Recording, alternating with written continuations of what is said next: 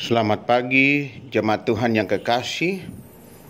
Kita jumpa kembali dalam Rehat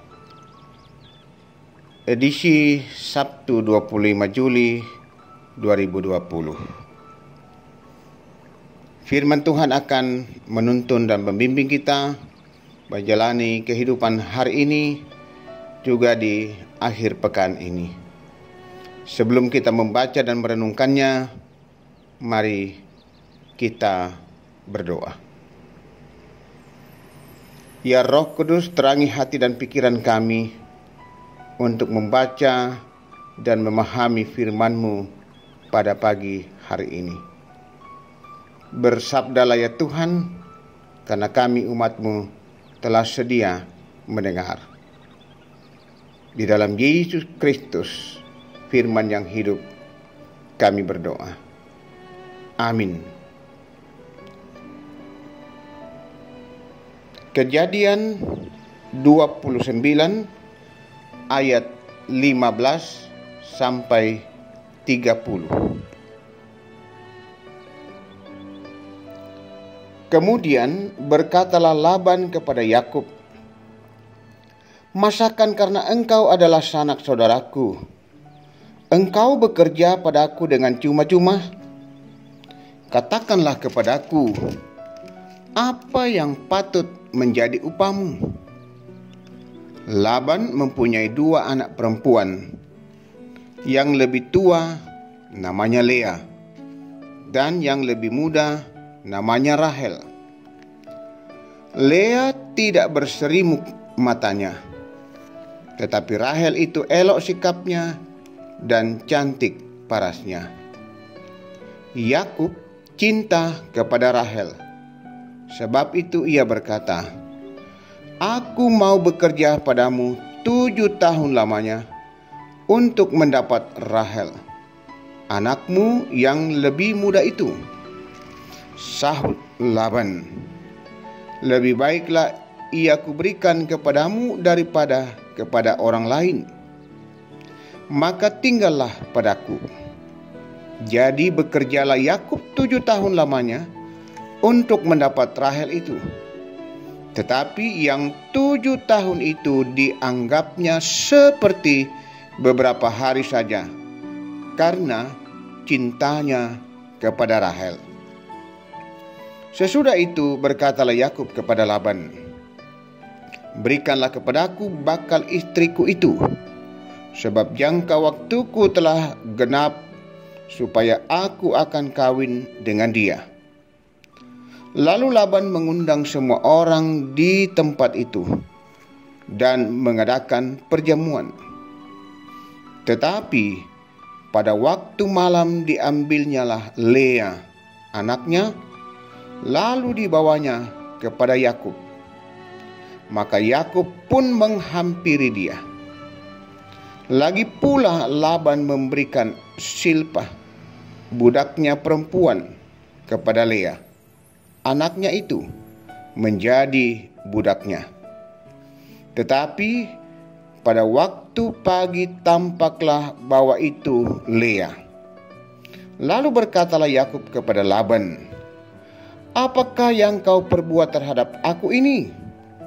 Bukankah untuk mendapat Rahel aku bekerja padamu? Mengapa engkau menipu aku?" Jawab Laban, "Tidak biasa orang berbuat demikian di tempat kami ini, mengawinkan adiknya lebih dahulu daripada kakaknya. Genapilah dahulu 7 hari perkawinanmu dengan anakku ini. Kemudian anakku yang lain pun akan diberikan kepadamu sebagai upah, asal engkau bekerja pula padaku 7 tahun lagi." Maka Yakub berbuat demikian. Ia menggenapi ke-7 hari perkawinannya dengan Lea. Kemudian Laban memberikan kepadanya Rahel, anaknya itu, menjadi istrinya. Lagi pula Laban memberikan Bilha, budaknya perempuan, kepada Rahel, anaknya itu, menjadi budaknya. Yakub menghampiri Rahel juga. Malah ia lebih cinta kepada Rahel daripada kepada Lea. Demikianlah ia bekerja pula pada Laban 7 tahun lagi. Demikianlah bacaan kita pada hari ini. Mari kita bersama-sama renungkan dengan satu tema, cinta adalah alasan. Saudara-saudara yang dikasihi Tuhan, ada berbagai kata dan cara untuk menyatakan cinta. Karena cinta, seseorang bisa bersemangat dan semakin sukses dalam hidupnya. Dan sebaliknya, karena cinta, seseorang bisa jatuh terpuruk. Kata sebuah judul lagu Toraja, Nalakto Cinta. Yakub cinta kepada Rahel. Dengan alasan cinta itu, Yakub sama sekali tidak merasa berat bekerja 7 tahun lamanya bagi Laban. 7 tahun itu dianggapnya beberapa hari saja karena semangatnya untuk mendapatkan Rahel. Namun, ketika cukup 7 tahun seperti perjanjian mereka, tidak serta-merta Yakub mendapatkan Rahel. Kebiasaan yang berlaku menjadi penghalang, yakni tidak bisa adik dikawinkan mendahului kakak. Ayat 26. Karena itu Yakub harus menambah 7 tahun lagi untuk mendapatkan Rahel. Jadi waktu seluruhnya bagi Yakub untuk mendapatkan Rahel yang dicintainya itu adalah 14 tahun. Karena cinta, Yakub bisa bersabar dan tetap bersemangat serta memiliki kekuatan untuk terus bekerja bagi Laban. Dalam hal ini, cinta adalah alasan bagi Yakub. Saudara-saudara, milikilah cinta sebagai alasan dalam segala sesuatu yang saudara kerjakan. Bukan cinta yang hanya berhubungan dengan perasaan atau cinta yang karena hubungan-hubungan khusus antar manusia, tetapi dengan dasar cinta Tuhan. Karena begitu besar kasih Allah akan dunia ini, sehingga Ia telah memberikan anaknya yang tunggal, supaya setiap orang yang percaya kepadanya tidak binasa, melainkan beroleh hidup yang kekal. Yohanes 3 ayat 16. Cinta adalah alasan Allah mengorbankan anaknya yang tunggal, supaya saya dan saudara memperoleh kehidupan yang kekal. Tuhan mengasihi dan memberkati kita. Amin. Marilah kita berdoa. Cintamu Tuhan sungguh luar biasa, begitu besar kepada kami umat-Mu. Sekalipun kami umat-Mu begitu hina, kotor, penuh dosa di hadapan-Mu. Karena cinta dan kasih-Mu, Tuhan mau berkorban menyelamatkan kami. Terima kasih Tuhan. Biarlah kami sungguh-sungguh juga mencintai Tuhan di atas segala-galanya dalam hidup kami. Berkati segenap kami umat-Mu yang boleh mendengar, menikmati firman-Mu pada saat ini.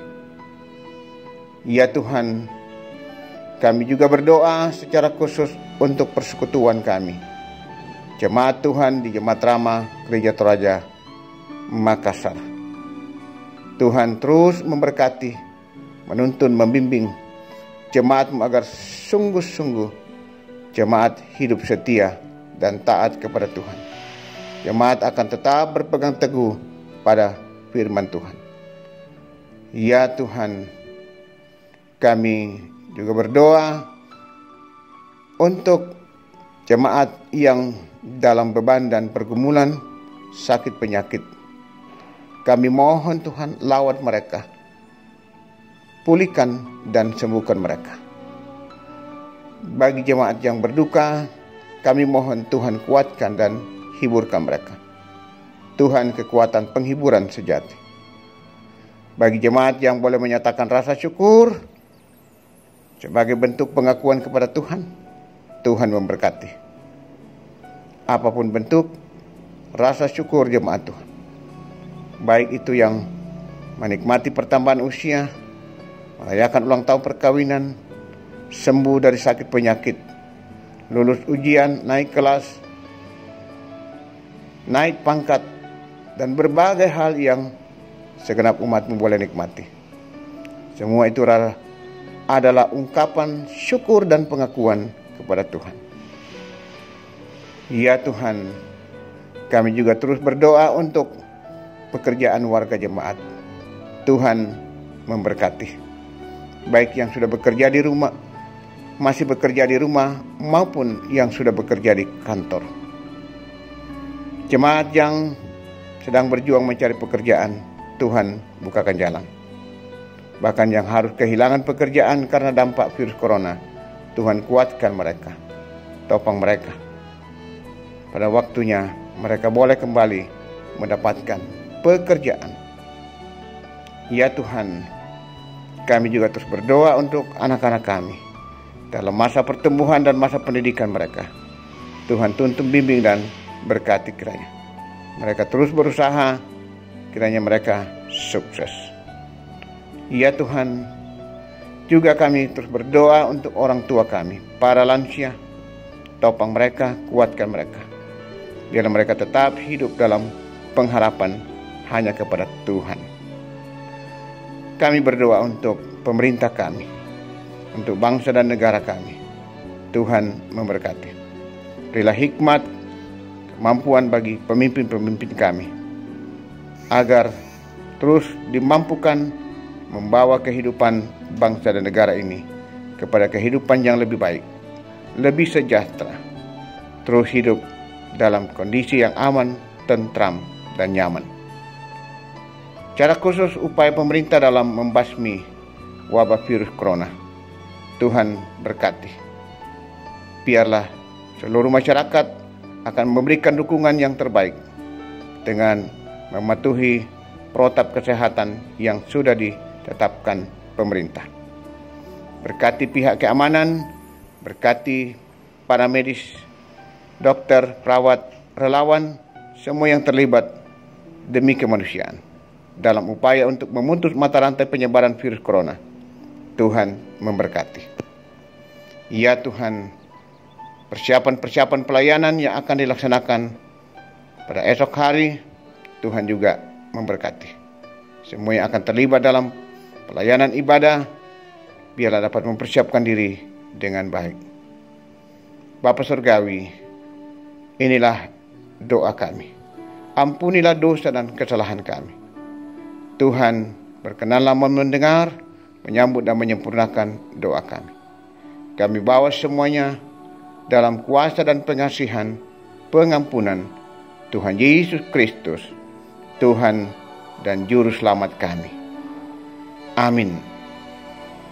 Demikianlah renungan kita pada hari ini. Selamat beraktivitas, selamat berakhir pekan. Tuhan memberkati senantiasa, dan salam sehat selalu.